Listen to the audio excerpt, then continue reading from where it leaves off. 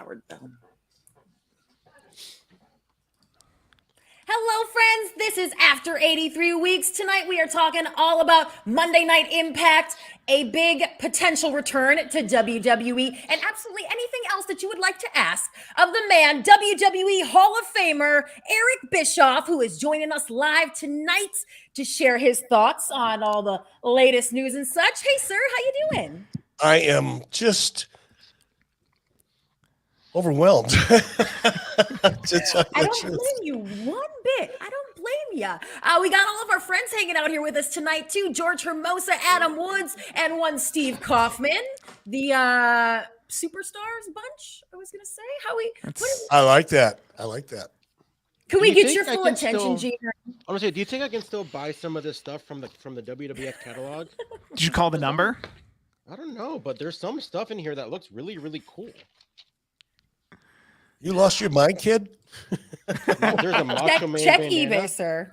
They've got these like WWF playing cards that I really want because I had them when I was a kid, and now I don't know where they are.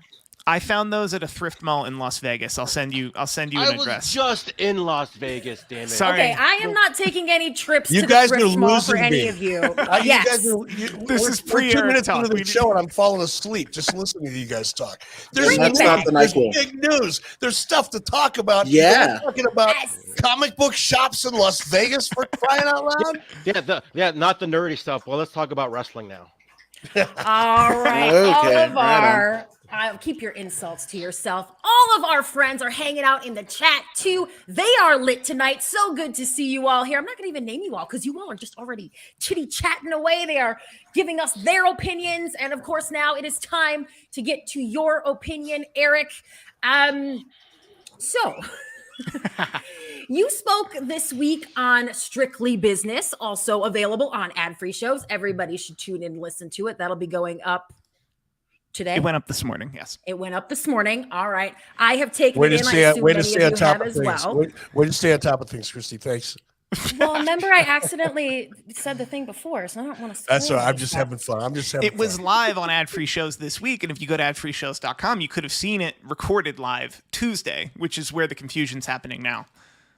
So anyway, Eric, we're going to take you to task a little bit because your prediction on this week's episode of Strictly Business, you said there would be about an 80% chance, in your opinion, that Vince McMahon would return to power at WWE. Big news today, and this is coming from the Wall Street Journal, reporting that Vince McMahon has sent a letter to the board to inform them that he does intend to return to the company. Initial reaction, let's just go there. Eric Bischoff, go. No, I think if I heard you correctly, I think you have it in reverse. Did I misunderstand you? Steve? Yes. No, I know you're there, but am I right? Does she have it reversed? He intends to come back to the company and then No, reinstall. no. Okay. Steve, here's what I'm talking about. The prediction I made yesterday. Oh, yeah. Or this morning. The prediction was, I think I said there's an 80% chance Vince wouldn't come back, Yeah. and only a 20% chance that he would. Isn't that what I said? I Yes. will check the tape. Yes. Yeah, if I let's get misspoke, this that's right. what I meant. I think Yes, some of it you was going to said- be just going to be a non-story. Okay. This is uninteresting. Let's get to Eric's current thoughts today. All the facts that we have, Eric. What do you think about Vince McMahon announcing that he is going to return to the company for sure? 100%. Okay, I'm pretty. I want to start off where we should. So this morning on Strictly Business, you can get it anywhere you get your favorite podcast or at adfreeshows.com. We talk. I think we have 5 actual predictions. We had some fun with some other ones, and one of the predictions was, will Vince McMahon come back to WWE in 2023? And my headline was, it's much ado about nothing. I think there's only about a 20% chance that he would come back, and an 80% chance that he'd enjoy however he could retirement. And the reason, and what's important about the reasons why I signed that percentage is, Vince has traditionally always made decisions that shocked people, bringing Warrior back, bringing me in the first time, bringing me in the second time to be executive director of one of their most important shows. all of those things were kind of shocking because I was a competitor in such an obvious way to Vince and did some pretty crappy things. Ultimate Warrior had his issues with Vince. Vince brought him back. Jeff Jarrett held him up for $350,000, brings him back, right? So Vince would always do what's best for business. And I felt like that's probably where Vince will camp out, is on what's best for business. And in my opinion on the show was that it's best for business not to create any chaos while WWE is being positioned possibly for a sale, or at the very least beginning to renegotiate their contracts for the next go round. And forcing Vince's hand at this point in time would not necessarily be a bad thing. I'm not saying that, but it would certainly, as we've seen so far, created a lot of uncertainty, right? The markets generally don't like uncertainty. And what a bad time to pull a move like that going into either a sale or a negotiation if that move causes uncertainty. That's my point. And that would have been like a strictly business, no pun intended, but I love it, position. Now, the 20% I talked about, and I can't remember exactly what I said, was basically, but Vince is a fighter. And Vince being forced into retirement is incongruent with what many people know as Vince's nature to fight. And I think Vince feels like that was his company. It was his empire. Obviously, he had help, but that's been his baby since he bought that company from his father. And I thought, that part of Vince is still there, but I think it's a smaller part. Well, I was wrong. It was a very well thought out analysis, and it was completely wrong.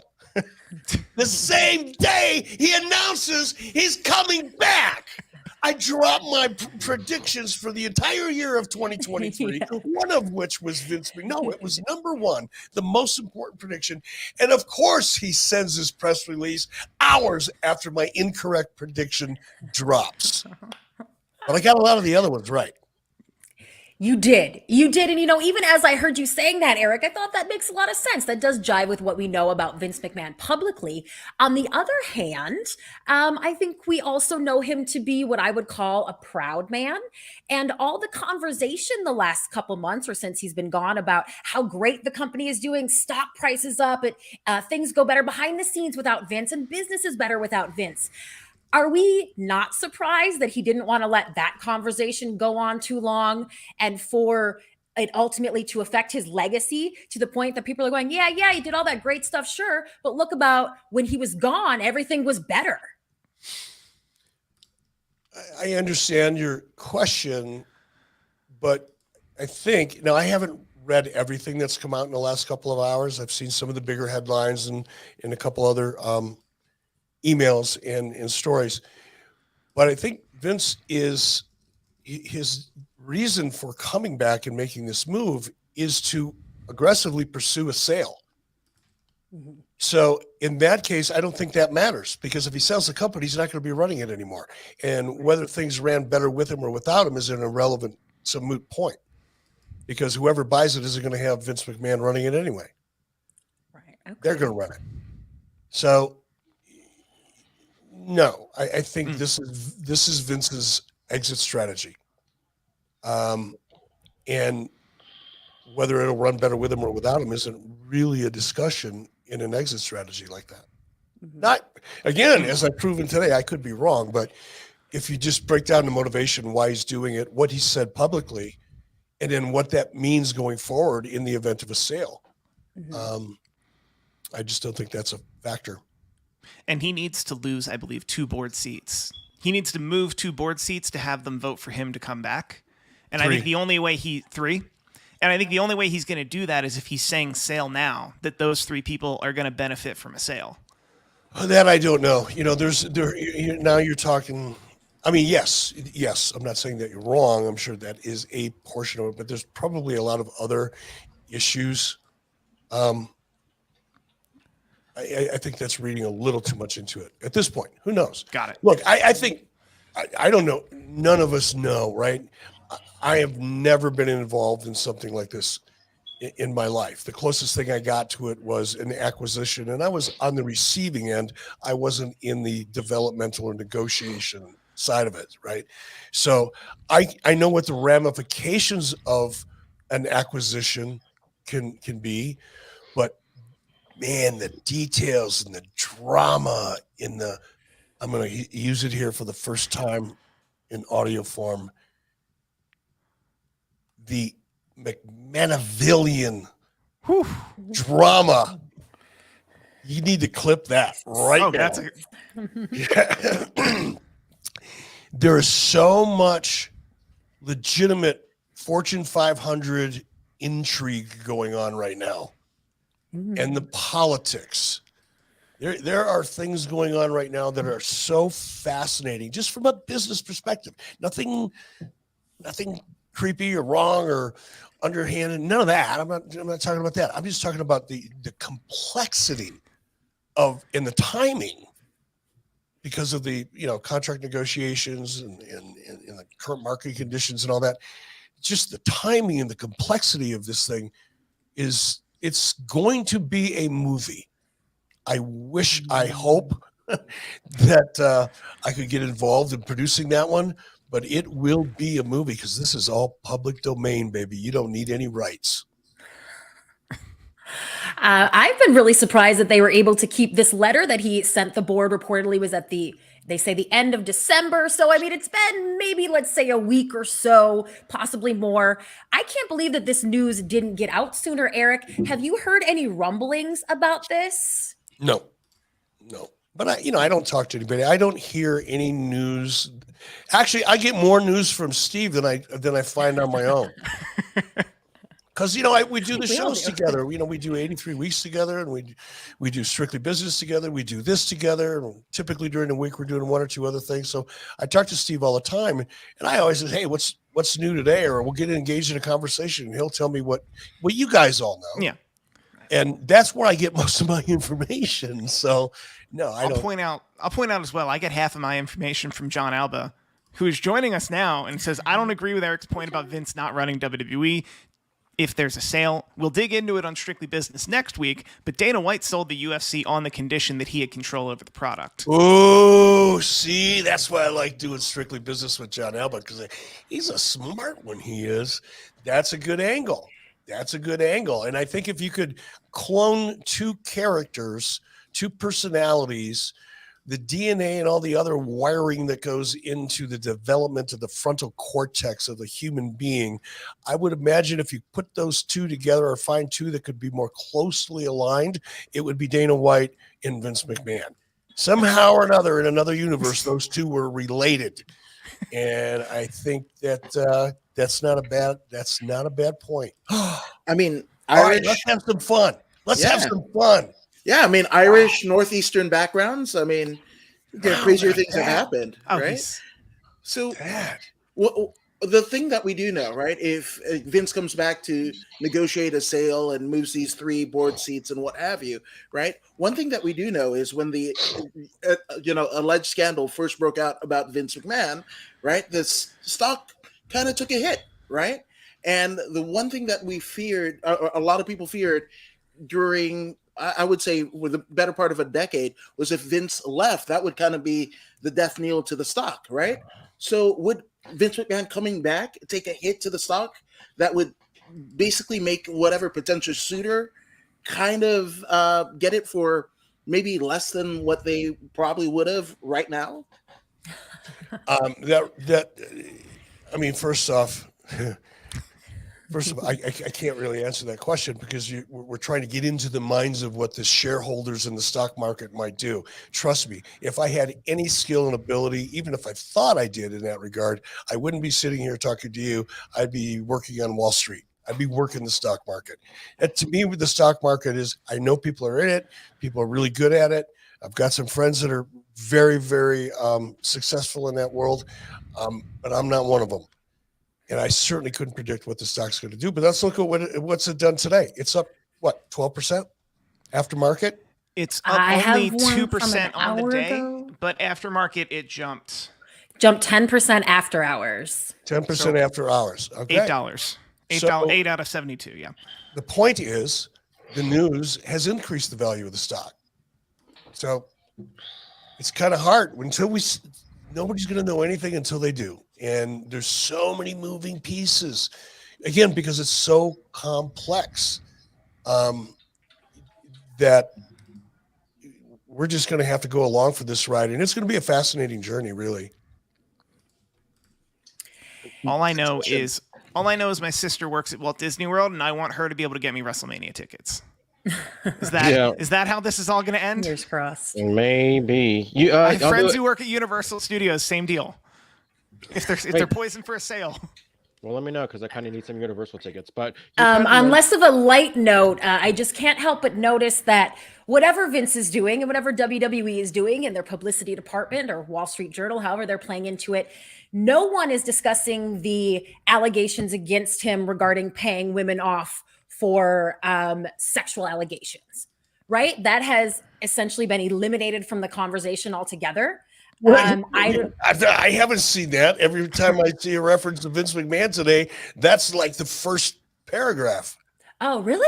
Mm-hmm. Oh, I feel like, we've been talking about it 20 minutes and it hasn't come up yet. And I just hadn't seen a lot of people speaking about it either. So that's news to me, Eric. I'm happy to hear that because, to be honest with you, all this kind of news and just a lot of things that have been happening in the pro wrestling world lately are really disheartening to me and kind of turned me off to the whole thing altogether. And so I'm happy to hear that you have seen that be part of the conversation today, because I haven't, and it certainly needs to be.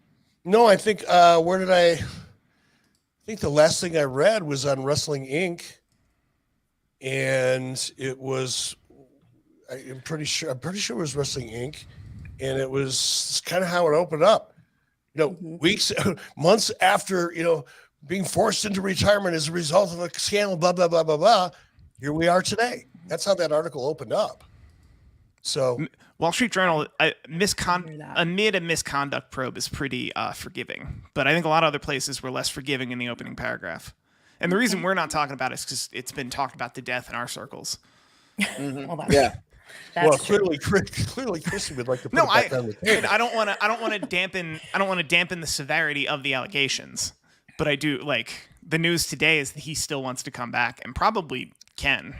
Yeah, I think it's inherent in all of our conversations that you mean just after you got, forced into retirement. The timing of this is mind-boggling. But I'm sorry, Christy, if I didn't treat that seriously enough, but that wasn't the topic at the moment. It was kind of mentioned too that this was Vince's baby. Just quick side topic real quick. Did you ever look at WCW as your baby, especially in 97, 98, pretty much the company that you helped rise to number one? Did you ever become really attached to WCW like maybe Vince is to WWE? Wow. On another show, because this is a long conversation, I never felt like WCW was mine. I was not delusional, right? But I had that personal attachment. That's as close as you could probably get to feeling like it's yours. And it's because of the way everything went down, coming in as a backup announcer and getting an opportunity and turning that opportunity into a juggernaut that nobody believed could ever happen. That was kind of a dream come true story, for me. And until things went south, obviously. So during, from 93, 94, certainly by 95, and without question in 96 and 90, most of 97, I had a feeling in a relationship with WCW that was as close as you could get as to feeling it was my baby. And to a certain degree turned to broadcasting because I'm just inherently a pretty loyal person. And, I had a relationship with Ted that opened that door for me to go on that journey. So my relationship with Ted, even though we weren't, I don't want to suggest we're close, but my feelings towards Ted, better way to say it, were very, very loyal, and very loyal. I would have taken a bullet for him because he changed my life and, more importantly, my family's life. Now, something happened in 1998 that affected that dramatically. And no longer did I feel remotely the same way. And that's the part we won't get into that here. I touched on it on Chris Van Vliet's show when I did that interview with him a while back. Just barely touched on it because I've never talked about it before anywhere. And I touched on it, but at some point I'm going to go into much more detail because it's another really interesting piece of the puzzle that I've intentionally left off the table. Wow. Looking forward to that. Yeah, absolutely. If I had less respect for you, I'd press you a little bit. No, and look, it's not like I'm holding on to it because I think it's, it'll be more important. No, but it's a long story. Oh, yeah. We're going to be here till 10 o'clock tonight. Long enough to be its own episode? This is just producer. Okay, this is producer Steve asking. Maybe not. Maybe okay. Not. We'll talk offline. We'll talk offline to see if it should be its own topic and episode. Right. Eric, one of the other things you've been predicting about WWE is that NXT would this year surpass the ratings of AEW Dynamite. Do you think that a potential Vince return to WWE could affect that? NXT has never been Vince's number one priority, to say the least. Given my track record today, I'm going to refrain from making any more predictions for 24 hours. I mean, look, I've only had a couple hours to think about this and the different ramifications as it applies to what's going to happen to day-to-day business. That's what fascinates me the most. The stock market and the timing, like all of us, I'm aware of how interesting and complex that is. But what I'm really interested in is operationally. What's going on there right now? And I would imagine Vince now coming back with the express sole purpose of finding a buyer and taking over. That's going to occupy 100% of Vince McMahon's time. I don't see Vince getting back into creative. Ooh. Oh. This is not Vince coming back and showing up at TV on Mondays and Fridays. I don't think that's what this is. People are assuming that. Mm-hmm. And that may be true. Again, I'm not predicting anything here. I'm just looking at what are the potential scenarios.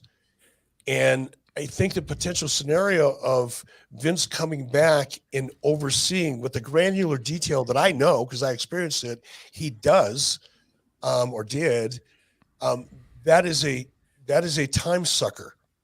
That takes a lot of focus and time. And while that may have been okay previously for Vince, because things on the corporate side were running pretty smoothly, didn't need his day-to-day focus or hour by hour focus, minute by minute in this case, that was fine.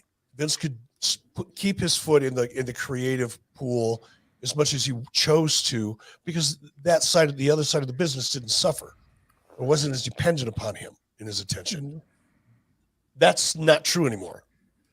This situation, based on what I've read, suggests to me that Vince is going to be fully immersed in this entire process and dealing with the issues that result from it on the corporate side while trying to sell the company. This is going to be the most fascinating media story, at least in the last 50 years. Media story, business to business media story. There's probably a couple other ones that are maybe bigger, but I think back to Sony Pictures. I think back in the 80s, that was pretty intriguing. But this is going to be off the charts interesting. Do you think a company like Disney, as appealing as it may be easy to say, like, oh, Disney's going to buy it, do you think maybe some of the past, incidents in the last, 20, 30 years of WWE, do you think that would maybe prevent Disney from maybe like being affiliated with that in some way? I mean, I don't know how, I don't know, it depends on the corporate culture at Disney, look, there's a lot of controversy in Disney. So it's not like Disney is, is the brand, the perception of the brand and the positioning of the brand that it used to. I mean, it's It is what it is.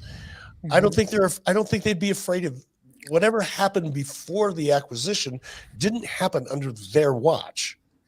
So while it's probably an annoying piece of reality because it exists and it's bad and it's negative, but it didn't happen under a new buyer's watch. So I don't think that annoyance is significant enough to outweigh the business potential that an acquisition like that could be for somebody. However, if Disney gets their hands in this, I think we should probably all go and screen record anything controversial that ever happened because it's probably coming out of the library, right? we get a little bit of a sanitized WWE library if Disney. We've already seen a lot of things. We've already seen a lot of things already get removed when they went to Peacock. So yeah. I would broadly and long term, I would buck that a little. Do you think there's anything that's ever happened in WWE's tape library that's worse than anything that's happened on Family Guy? Because Disney owns Fox and Fox owns Family Guy. That's different. No, well, whoa, why? Because you not want different. it to be? Because you think it is, but it's not different. It's different. Deadpool? Like Deadpool's pretty It's like patently insulting comedy. You can't compare somebody like, oh, we're here to market to kids to like a South Park, which clearly they're not there saying that they're marketing to kids specifically. But contextually, and I think that's usually when you see something go, it's when you see like something that was racially insensitive from Jim Crockett Promotions. Like when it's in the Attitude Era that it's not it's targeted to people over 13 and it's acceptable for people over 13. I don't know. I think if Disney were to buy it, they would merge Disney Plus with Hulu, and then there'd be so much content on there that what we think is Disney from a like morality standpoint is going to change so wildly that it's not going to be a brand problem. I don't think so. I think everybody's reading so much into this because of our relationship and perception of things and passion for the business, right? So it's hard not to. How do you not speculate with this kind of news and information, right? And all of the variable outcomes that are floating around out there in the internet universe and in our own minds. There's just a million things that could happen, and it's kind of fun to think about. But I think people tend to overthink. And George, not picking on you, George, but it's like, yeah, but that's different. No, it's not. Wrestling should be no different, and really is no different than any other form of scripted entertainment. And you have a good point. If one is TV rating MA and one is TV PG, it should be treated differently. But I think if you go back and think about it, it has been. When the Attitude Era and all the risque stuff and silliness that was going on back at that time, that wasn't a PG era product. Right. It was a TV MA product. Now that it's TV PG, you don't see the things that you used to see in that era. But people, when they think about it, they just lump it all into one big WWE category, and it's not. But don't you think in some ways, like, because, on one hand, yes, it is like a lot of other entertainment entities. But don't you think one of the best things about pro wrestling is that it's unlike anything else, anything else out there? But that doesn't have anything to do with the type of content you're talking about. Look, yeah, of course it's different than anything that's out there. The biggest reason it's as successful as it is, and this is such a big news story that broke in the Wall Street Journal and Variety magazine, is because this is a $5 billion plus media conglomerate, or media entity, I should say, not a conglomerate. It's a TV product. That's all it is. And yes, there's some TV product that's MA, there's some TV product that's PG, but the product itself is not much different other than the athleticism and the presentation, the production values. Wrestling's been around since the beginning of television freaking time. It's not really that unique. It's been around for, as far as television is concerned, forever. It's just different than everything else, but not so much. It's still scripted, character-driven storytelling. Mm-hmm. Well, there's one resounding thing that everybody in our live chat keeps saying, probably, Adam, what you were just about to ask. And I think it's a little silly, but let's give it some attention. Eric Jones says, does Tony Khan with his daddy's money buy WWE? We have several questions in that vein. Potentiality of that happening, Eric? given what's happened the last couple of hours, I'm going to say, who knows? Maybe. I mean, there's at least a 20% chance it could happen based on my track record. I don't know. I don't know how much, liquid.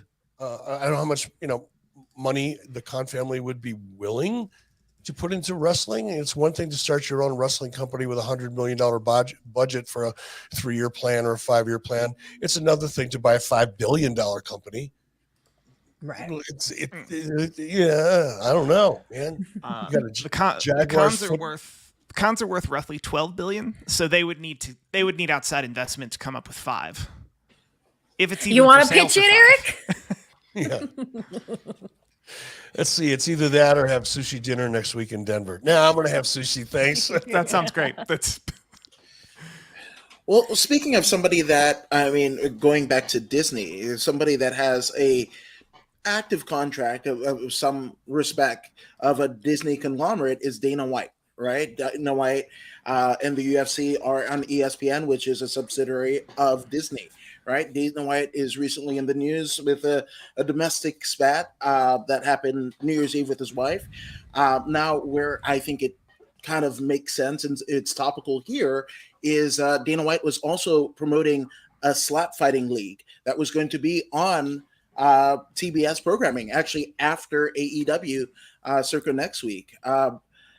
Your thoughts? And how difficult is it to kind of rearrange stuff in scheduling this close to broadcast a week out?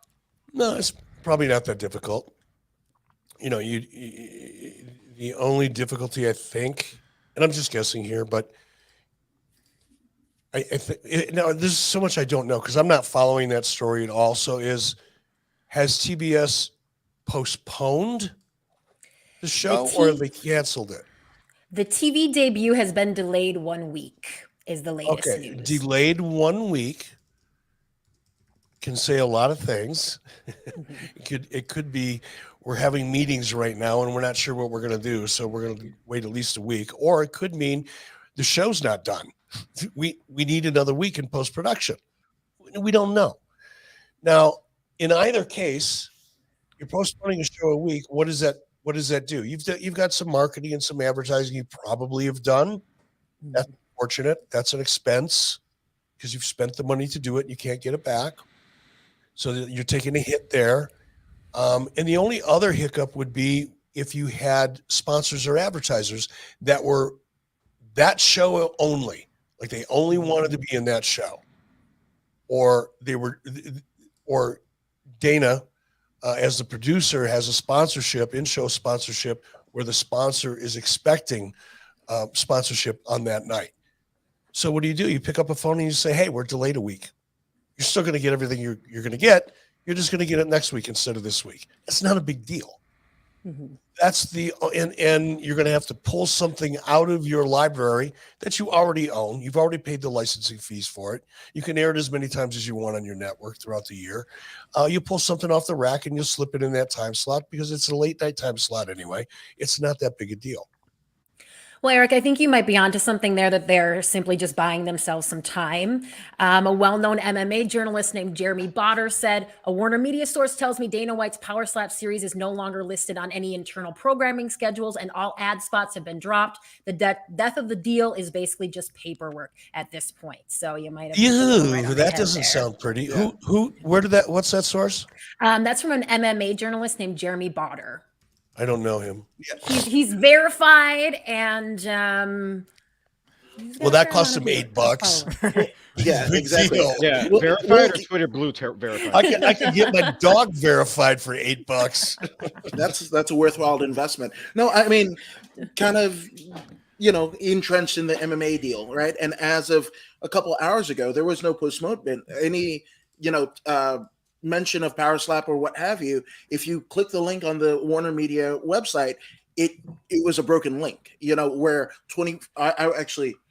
December 30th that led you to a landing page for Power Slap League. And the promo video was airing on UFC Fight Pass and all of the stuff. So There's that. So it being postponed, that's only recently, and it might be just a formality, but I might know a couple people competing on it and what have you. It's not looking great. Well, maybe not. I mean, look, advertisers don't like controversy, right? And nobody likes controversy anymore. I mean, everything is so toxic. Yeah. So I don't know. It's just all speculation. Anything can happen. If you said, if you had to put everything you own on the table in a bet, you have to do it. You don't get to vote. You vote. Is Power Slap going to survive or is it not? I'd think about it hard, but I'd probably say I doubt it, just because of the nature of just our culture right now. Everybody is so controversy adverse while yet creating it like I've never seen. So I should point out our resident journalist, John Albus, saying that a lot of what we're talking about happened prior to the delay that we're now talking about, because I just had the Washington Post up saying, what does that mean? What does that mean? Explain to me what that means. So like the dead link on the Twitter, or that it's off the internal broadcasting, all of that happened before the press release today that said we're delaying it to January 18th. Right. So what does that mean? What does that mean? What does that tell you? It tells me that they took it off the board until they decided what to do, and what they decided to do was we can wait a week and lose a lot of media cycle and then still have a show. Yeah, and we won't know until we do. I mean, speaking of the MMA world, like, what do you think of Jake Paul signing with Professional Fighters League? And I thought that was very cool. What a fascinating dude he is. What a great story. I think it's just amazing. Jake Paul, he's got an amateur wrestling background, so he's probably always been interested in MMA. He's gotten through his boxing thing. Now he's getting into MMA. He's, if I was wanting to break into mainstream, not mainstream media, but if I wanted to break into new media and social media and build my presence and get NFTs and all kinds of, who would I want overseeing my career? That'd be that guy. So I could see him being a good recruitment tool, for a lot of young, talented MMA fighters that, might not otherwise get noticed at this point in UFC or even Bellator for that matter. It's just, I don't know. I think it's a fun thing. I was really excited to see it. I'll be really interested to follow it from a business perspective. I love MMA. I like to watch. I should say I love it. I enjoy it. I watch all the videos as far as technique and things, because so much of it is similar to, amateur wrestling and freestyle and Greco, that I've always been interested in that. But I'm not a hardcore MMA fan, but I am a hardcore business of the MMA fan. So this will be fun to watch.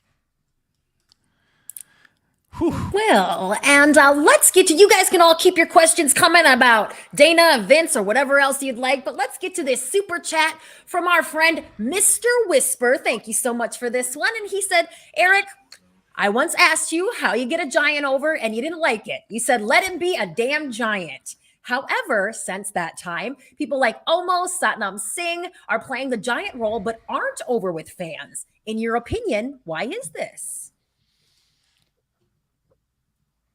You're not going to get over by default because you're a giant. You still have to have character, charisma, experience, because a lot of times that character and charisma is nurtured with experience and grows with experience. So without, I'm being not familiar with any of them, to just assume just because somebody's 7 foot tall or 6'8" or 7'4", that, they're going to be over as a giant. I think that, I'll be honest with you, I was never excited about Paul White when he came. Take that back. I was excited about Paul White. I knew that he would be a great asset, but I didn't see the potential in Paul that a lot of other people did, because there's an inherent problem with giants in booking them on a regular featured basis. And I was never a big fan of, we got to have, this guy looks like he could be Andre the Giant's kid. Like, we got to have him. We got to keep him out there at the top. I did it. I went along with it. but I was not nearly as excited about it as a lot of other people were. And it's because, just like today, just because a guy's big doesn't mean he's going to get over. The audience doesn't look at it that way anymore. You know, I think it's even harder today for bigger guys in general, but especially people that would be considered, for wrestling purposes, giants, to get over, because the audience has become so accustomed and now expect such dynamic physical presentation that it makes it even tougher on somebody who's 7 foot tall. Now, take that somebody that's 7 foot tall that's already swimming upstream with a vest on and rocks in his pockets, and realize that person probably hasn't been around enough yet to really develop that character. I don't know why anybody would be surprised. Now, in that scenario with Paul White, would you have advocated in your role to put him on WCW Worldwide or Saturday Night? No, it wouldn't have made any difference. No, in my opinion, the only way to use a guy, and part of this I've learned the hard way, all right? My instinct said, no, I don't think this is going to work, or at least I'm not sure it's going to work as much as these people are. What I've learned by being right and paying the price for being right and doing it anyway was that the only way, in my opinion, you can use guys who were booked as giants is to keep them as attractions. And by attraction, I mean we see them once every 2 or 3 months, and they end up in storylines or in angles or in moments within another storyline, and they tip the scales in a dramatic fashion that people didn't expect, or in a compelling way. That's how you use a giant, carefully and judiciously.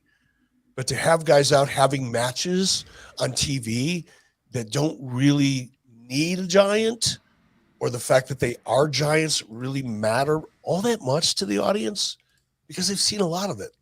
So unless it's something really special, they've seen that, and it's really not as much fun to watch as the smaller guys in today's world, because Absolutely. it's all action. Hell, you don't even need to know how to cut a promo anymore. No, 100%. And Beyond the Script actually said, if AJ Styles can't get you over, then what's the point, right? You got a huge problem. And yes, charisma is like a definitive component.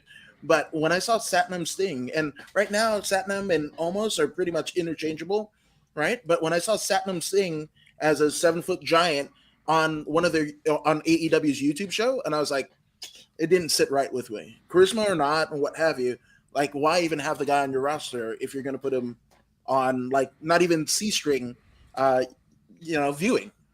Yeah.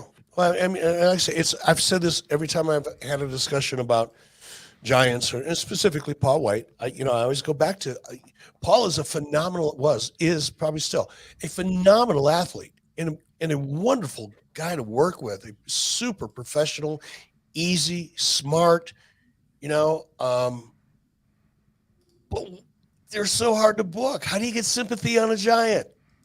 So if your giant is a baby face, how do you get sympathy on a giant without doing the same thing over and over and over again, which is have 25 guys take them out, or use foreign objects and all the things that have been so overdone they shouldn't ever be done again for a long time.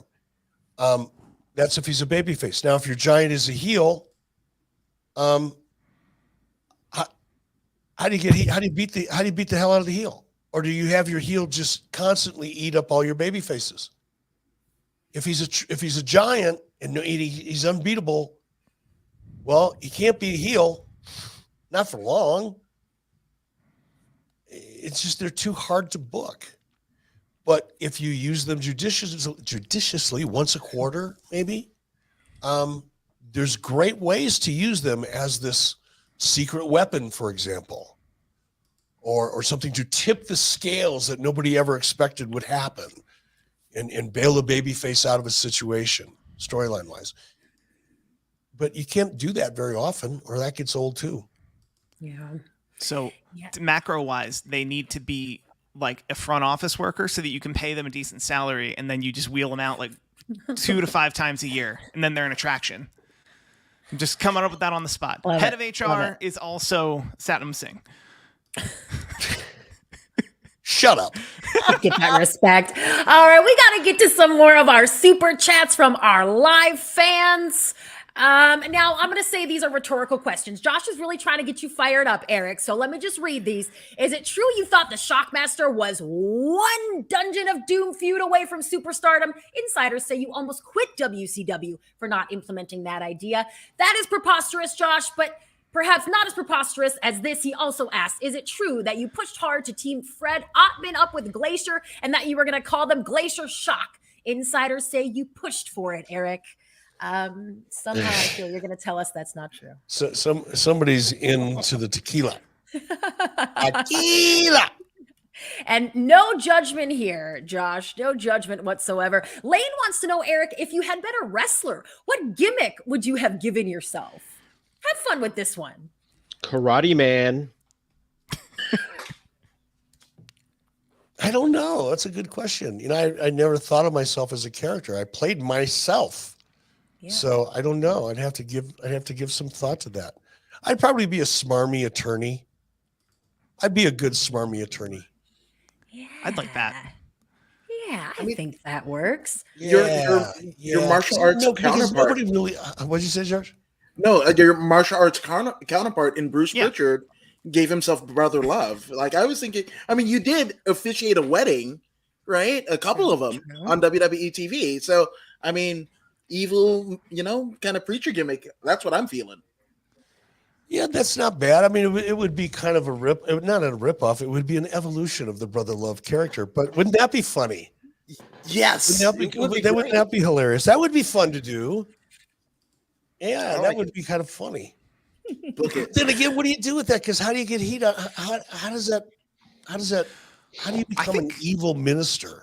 Well, I think an officiant. Oh, I think you're more of like, what do they call those guys that have like mega churches and they scam everybody? Yes. The pastors? Yeah. A mega pastor. Was supposed to be. You know what would be fun with that character? Like if you're going to play somebody that's not really a minister and not really part of the church, but conning everybody into thinking that he is, right? Being a good con man, a good heel, is be really, really good and sincere and being able to really pull that thing off, which you would need to do if you're really in that role. But then also, reveal that dark drunk side. So you'd have almost like two contrasting characters, because the better you could be at being that really convincing and you're really there to help people and help them find their way and win their souls and their hearts and improve their lives, because by gosh, it's in you and I can feel it. And that's what everyone wants for you. And then turn around and go back into my trailer and like pound a quart of scotch, and just be a mean, miserable person, and honoring to people until you walked out of the bus again to go back into the church. Yeah. Steve Martin in that, what is it? He was Jonas Nightingale. Leap of Faith, I believe it was called. You got to check it out. I think that is the Eric Bischoff character. Oh, wait a minute. I got to stop here. That dude BT. Hey, Eric, I'm from your hometown in Penn Hills, Pennsylvania. Hey, what's going on? Yes. What are your favorite memories from living there? I'll be honest with you, dude. I only lived in Penn Hills for a couple of years, but I went from Detroit in a not so great situation, and I moved into Penn Hills right by the John H. Linton Intermediate School. Like literally, I could walk from my house to school then. And it was a new neighborhood, and there was woods and trees, and there was all new houses and hills. And I thought I died and went to heaven, man.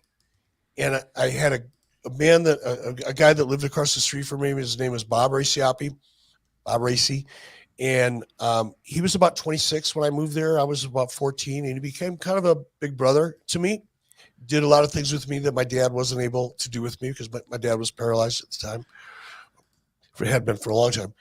And I developed a really close bond with him. And that bond is why I live where I live today, because Bob Racy discovered Cody, Wyoming years later, because we stayed friends for a long time. in about 1976. I was with Bob at his place in Pennsylvania, and he told me all about this place called Cody, Wyoming, where he had been the previous year on an elk hunt. And he just described it, and it made me so excited about it, and I'd never been out west. So the following summer, we agreed that I would meet him here in Cody, Wyoming. And we spent the summer out here together, going to rodeos and hanging out in the park and had a ball. And it was then in 1977 that I made a commitment to someday live here. So that's my memory of Penn Hills. Aren't you glad you asked? Right? Thank you, that dude BT. We want to say hello also to Carlos Cruz, and we got one more here from Mick Mac. What do you call someone who identifies as Eric? Generic. Oof. Wow, that's good. That is good. We like that one, Mick Mac, and we hope that you all are ad-free show subscribers and that you will join us for our special after party that's about to go down right now, where we get a little bit even saucier, if you can imagine that. Sign up at adfreeshows.com. Oh yeah, we love that. So stay tuned in if you are one of our ad-free shows top guys. If you are joining us live on the 83 Weeks channel, thank you so much. Please hit that big red subscribe button. I know YouTube is going to suggest these videos to you anyway, but then the whole world will know what an awesome fan you are, and we appreciate it. So please do that, and we will see you all next week. We do this Thursdays at 5 p.m. Pacific time. Thank you so much for joining us live. Have a great week. Adios.